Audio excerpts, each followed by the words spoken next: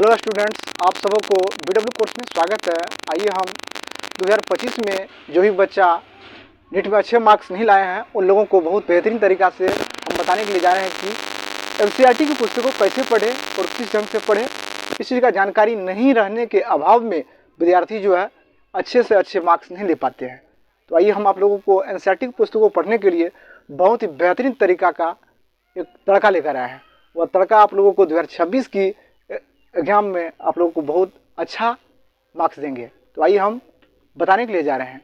सबसे पहले आप लोग गलती क्या करते हैं कि NCERT की पुस्तक को आप लोग ढंग से नहीं पढ़ पाते हैं। पढ़ने का आप लोगों के पास तरीका नहीं है, इसलिए आप लोग जो है NCERT को समझ नहीं पाते हैं।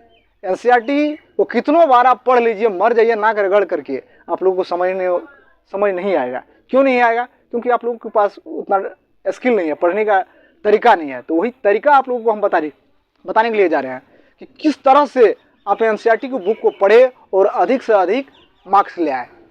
360 में से 360 आप मार्क्स ले आइएगा। तो कैसे लाइएगा? तो आप लोगों को हम एक तड़का दे रहे हैं। तो वह तड़का क्या है कि सबसे पहले आप चैप्टर वाइज जो है रिवीजन कीजिए, किताब को पढ़िए, पूरा एक एक पॉइंट को पढ़िए, प्रत्येक चैप्टर को एक एक पॉइंट पढ़िए। फिर उसके बाद जो है फिर उसको चैप्टर बाय चैप्टर पढ़िए, 2 रोज लगातार चैप्टर बाय चैप्टर पढ़िए।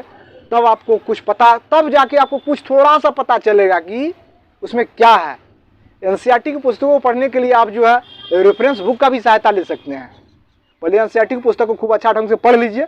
पढ़ने के बाद आप जो है एक रेफरेंस बुक लीजिए, कोई भी प्राइवेट प्रकाशन का, और उसको ढंग से एक बार जो है स्टडी कीजिए। उसी चैप्टर को, जिस चैप्टर को आप पढ़ रहे हैं, पॉइंट बाय पॉइंट पढ़िए। उसके बाद आप लोगों को दिमाग में समझ में आएगा, ओ यहाँ जो है ये करा, यहाँ से जो है ये क्वेश्चन उठ रहा है। NCERT को जितना बार आप पढ़िएगा उतना आपको क्वेश्चन, उससे नया क्वेश्चन बनेगा। और नया क्वेश्चन को आप हल करने के लिए जो है आपका दिमाग होना चाहिए। उस दिमाग को दौड़ाइए, तब जाके आपको जो है अच्छा मार्क्स आएगा। तो पढ़ने का सबसे पहला तरीका है कि टाइम टेबल को, सबसे पहले टाइम टेबल को का मैनेज आपको करना पड़ेगा कि किस समय में हमको कितना घंटा पढ़ना है। तो नीट परीक्षा की तैयारी के लिए क्लास 11th और 12th की NCERT बुक को पढ़े। तो कैसे पढ़े? तो सबसे पहले आप लोग को जो है चैप्टर वाइज पढ़े। NCERT की बुक को पढ़ने के लिए चैप्टर बाय चैप्टर पढ़िए। फिर उसका रिवीजन कीजिए।